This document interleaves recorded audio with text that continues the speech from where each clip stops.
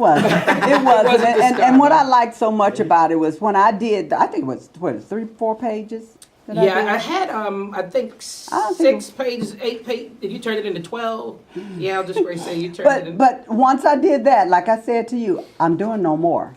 Right. You have to take that and pull from that.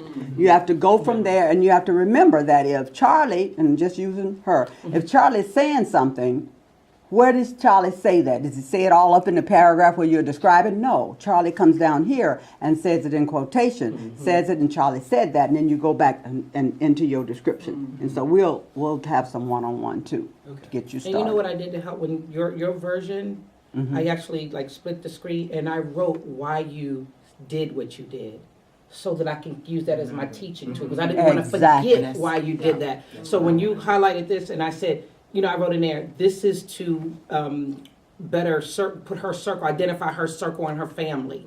I put that down there. And this is so, make sure you explain why Charlie said something, because it means something why she said. She's not ambiguously talking. Your characters are just not out there. It means something. So I wrote that in my little notes. So I just have the 2 versions, and that's Miss Millie's version, but I'm also using it as a lesson tool for myself.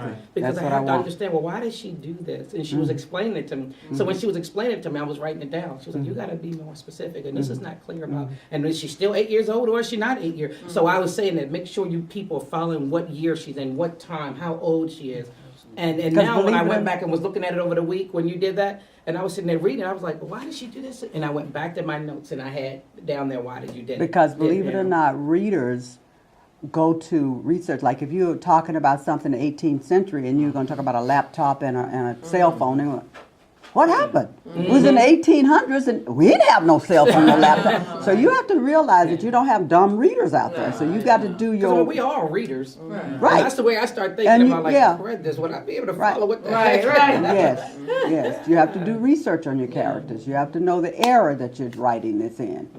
And that type. So your feedback was, all of y'all feedback was just, it was definitely a catalyst to what I have here in front of me.